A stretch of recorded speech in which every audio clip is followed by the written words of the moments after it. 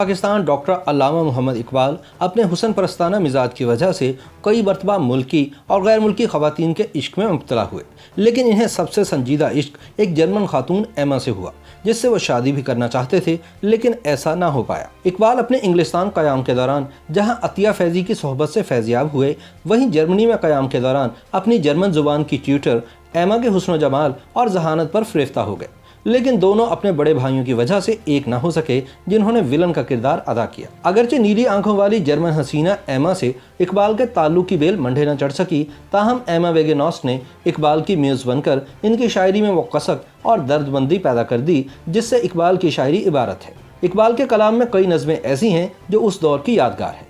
حسن و عشق، چاند اور تارے، قلی، وصال، سلیمہ، عاشق ہرجائی، جلوہ حسن، اختر صبح، تنہائی اور دیگر کئی نظمیں شامل ہیں جن پر ایما سے تعلق کی گہری چھاپ نظر آتی ہے۔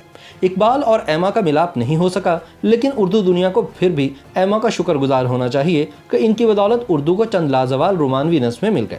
ایما کے نام لکھے گئے خطوط سے اقبال کے اس روایتی تصور سے بالکل مختلف تصویر ہمارے سامنے آتی ہے جو نصابی کتب اور یوم اقبال پر کی گئی تقاریر میں ابھارا جاتا ہے۔ ان خطوط میں اقبال حکیم الامت اور مفکر پاکستان کم اور جذبات سے مغلوب نوجوان زیادہ نظر آتے ہیں۔ کہا جاتا ہے کہ ایما سے اقبال کی ملاقات دریائے نیکر کے کنارے واقع سرسبز و شاداب مناظر سے مالا مال قصبے ہائیڈلبرگ میں ہوئی تھی۔ ایک تو ماحول رومان پرور، اوپر سے اقبال بھرپور جوانی کے عالم میں، اور پھر حسین و جمیل ایما۔ اقبال کی نظم ایک شام دریائے نیکر ہائیڈلبرگ کے کنارے پر سے ان کے جذبات کا اندازہ ہوتا ہے۔ خیال رہے کہ اقبال اس وقت نہ صرف شادی شدہ تھے بلکہ 2 بچوں کے باپ بھی بن چکے تھے۔ یہ الگ بات ہے کہ 18 برس کی عمر میں والدین کی پسند سے کریم بی بی سے ہونے والی اس شادی سے اقبال سخت ناخوش تھے۔ ایک خط میں انہوں نے لکھا کہ میں اپنے والد صاحب کو بتا چکا ہوں کہ انہیں میری شادی طے کرنے کا کوئی حق نہیں تھا۔ میں کریم بی بی کی کفالت کرنے کو تیار ہوں، لیکن اس کو ساتھ رکھ کر اپنی زندگی کو عذاب نہیں بنا سکتا۔ تعلیم کی غرض سے ہندوستان سے برطانیہ پہنچ کر مشرق کی پراسراریت سے معمور اور غیر معمولی حد تک ذہین و فطین اقبال نے خواتین کی توجہ مقناطیس کی طرح اپنی طرف کھینچ لی۔ اقبال کا کلام شمالی ہندوستان کے گوشے گوشے میں معروف ہو چکا تھا اور اس کی شہرت کے کچھ چرچے انگلستان میں بھی پہنچ چکے تھے۔ ان سے متاثر ہونے والی انہی خواتین میں سے ایک روشن خیال اور نڈر خاتون عطیہ فیضی تھی۔ اگرچہ بعض لوگوں نے خیال ظاہر کیا ہے کہ شاید اقبال عطیہ کی محبت میں گرفتار ہو گئے تھے، لیکن حقیقت یہ ہے کہ ان کی عطیہ سے دوستی فکری سطح پر تھی اور اقبال ان سے فلسفیانہ مباحث کیا کرتے تھے۔ عطیہ کے نام لکھے گئے خطوط کا اگر جرمن حسینہ ایما کے نام خطوط سے موازنہ کیا جائے تو فرق رات اور دن کی طرح واضح ہو جاتا ہے۔ 29 برس کی عمر میں اقبال برطانیہ سے بی اے کرنے کے بعد میونخ یونیورسٹی سے پی ایچ ڈی کی ڈگری حاصل کرنے کی غرض سے سن 1907 کے موسم بہار میں جرمنی پہنچے تھے، جہاں ان کی ملاقات ایما سے ہوئی۔ ایما 26 اگست سن 1879 کو دریائے نیکر کے کنارے واقع قصبے ہائلبرون میں ایک بزنس مین کے گھر پیدا ہوئی تھی۔ ان کی 3 بہنیں اور 2 بھائی تھے۔ نیلی آنکھوں اور کالے بالوں والی 27 سالہ ایما اقبال سے عمر میں 2 برس چھوٹی لیکن قد میں 1 انچ لمبی تھی۔ ایما کی صرف ایک ہی تصویر دستیاب ہے۔ کہا جاتا ہے کہ ایما کی مادری زبان جرمن تھی، لیکن وہ یونانی اور فرانسیسی زبان سے بھی خوب واقف تھیں۔ اس کے علاوہ انہیں فلسفے اور شاعری سے بھی خاص شغف تھا، اور یہی ان کے اور اقبال کے درمیان وجہ اشتراک بھی ہے۔ اقبال کے خطوط سے پتہ چلتا ہے کہ انہوں نے ایما کے ساتھ مل کر مشہور جرمن شاعر گوٹے کو بھی سبکن پڑھا تھا۔ یونیورسٹی سے فارغ التحصیل ہونے کے بعد ایما نے مقامی بورڈنگ ہاؤس میں ملازمت اختیار کر لی، جہاں وہ بین الاقوامی طلباء کو جرمن زبان سکھاتی تھیں اور اس کے بدلے میں انہیں مفت طعام و قیام فراہم کیا جاتا تھا۔ ایما سے ملنے کے بعد عورتوں کے حوالے سے اقبال کے خیالات میں واضح تبدیلی آئی۔ ایک خط میں وہ لکھتے ہیں کہ انگریز عورت میں وہ نسائیت اور بے ساختگی نہیں جو جرمن عورت میں ہے۔ جرمن عورت ایشیائی عورت سے ملتی ہے، اس میں محبت کی گرمی ہے۔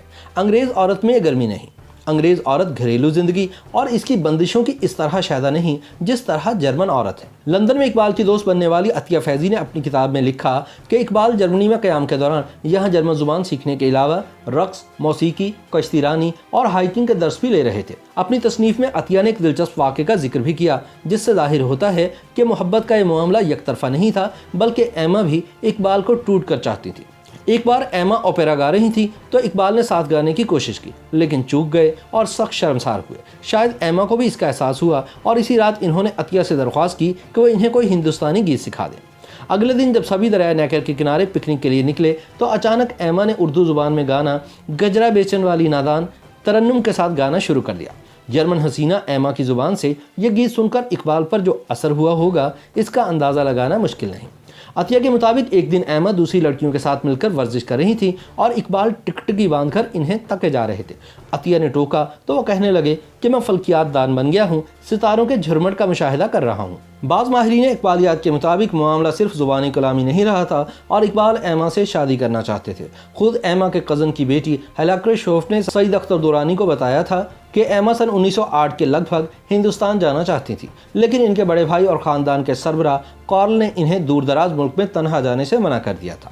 دوسری طرف اقبال ہندوستان لوٹنے کے بعد بڑی شدت سے یورپ واپس جانا چاہتے تھے، جس کا اظہار انہوں نے نہ صرف کئی بار ایما سے بھی کیا بلکہ عطیہ کو لکھے گئے خطوط میں بھی اس کا اندیا ملتا ہے۔ لیکن جس طرح ایما کے بڑے بھائی ان کے ہندوستان جانے کی راہ میں آڑے آ گئے، تقدیر کی ایک عجیب ستم ظریفی کی روح سے، بالکل اسی طرح اقبال کے بڑے بھائی ان کے واپس ولایت جانے میں رکاوٹ بن گئے۔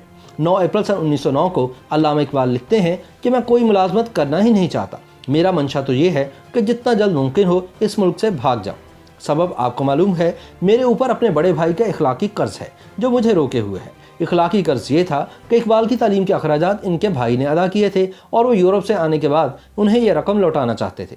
اقبال ایما کو لکھتے ہیں کہ کچھ عرصے بعد جب میرے پاس پیسے جمع ہو جائیں گے تو میں یورپ کو اپنا گھر بناؤں گا، یہ میرا تصور ہے اور میری تمنا ہے کہ یہ سب پورا ہوگا۔ تاہم یہ تصور اور یہ تمنا ناکام حسرت بن گئی۔ اقبال کی زندگی کا یہ حصہ سخت مالی مشکلات سے نمٹتے ہوئے گزرا۔ اس تمام عرصے کے دوران ایما کی یاد ان کے دل سے کبھی محو نہ ہو سکی۔ وہ اکثر کہتے تھے کہ میں جسمانی طور پر ہندوستان میں تو آ گیا ہوں لیکن میرا دل جرمنی میں ہی رہ گیا ہے۔ اقبال نے ایما ویگناس کو کل 27 خطوط ارسال کیے تھے جن میں سے اکثر جرمن زبان میں تھے۔ ایک خط میں اقبال بڑی حسرت سے لکھتے ہیں، مجھے وہ زمانہ یاد ہے جب میں آپ کے ساتھ مل کر گوئٹے کا کلام پڑھا کرتا تھا اور میں امید کرتا ہوں کہ آپ کو بھی وہ خوشیوں بھرے دن یاد ہوں گے جب ہم ایک دوسرے کے اس قدر قریب تھے۔ میں زیادہ لکھ یا کہہ نہیں سکتا، آپ تصور کر سکتی ہیں کہ میری روح میں کیا ہے۔ میری بہت بڑی خواہش ہے کہ میں دوبارہ آپ سے مل سکوں۔ ایک اور خط میں اقبال نے لکھا، میں بے تابی سے اس وقت کا منتظر ہوں جب میں دوبارہ آپ سے آپ کے وطن میں مل سکوں گا۔ میں یہاں بالکل اکیلا رہتا ہوں اور خود کو بڑا غمگین پاتا ہوں۔ ہماری تقدیر ہمارے اپنے ہاتھوں میں نہیں ہے۔ ایما سے ملاقات کے 24 برس بعد سن 1931 میں گول میز کانفرنس کے لیے جب اقبال لندن گئے تو اس وقت بھی انہوں نے جرمنی جا کر ایما سے ملنے کی کوشش کی تھی، لیکن اس وقت تک پلوں کے نیچے سے بہت سا پانی بہہ چکا تھا۔ اقبال نے 2 مزید شادیاں کر لی تھیں اور ان کے بچے بھی جوان ہو گئے تھے۔ ملاقات نہ ہو سکی۔ دوسری جانب ایما نے بھی اپنے دل میں اقبال کے سوا کسی کو جگہ نہ دی۔ ایما نے عمر بھر شادی نہ کی اور سن 1947 کو ریٹائرڈ ہونے کے بعد گھر کی ہو کر رہ گئی۔ اقبال نے 21 اپریل سن 1938 کو وفات پائی، جبکہ ایما اقبال کی وفات کے بعد مزید 26 برس زندہ رہیں اور پھر 85 برس کی عمر میں سن 1964 کو وفات پا گئیں۔